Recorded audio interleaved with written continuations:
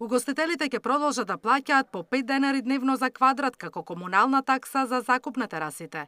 Предлогот на градоначалничката Арсовска за враќање на тарифите како пред короната, односно 15 денари, не беше изгласан.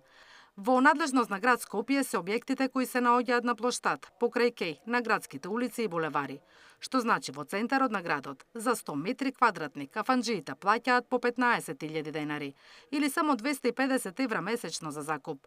Од СДСМ го одбија ваквиот предлог, затоа што сметаат дека Арсовска имала 4 години да ги смени тарифите, а не сега 6 месеци пред истекот на мандатот.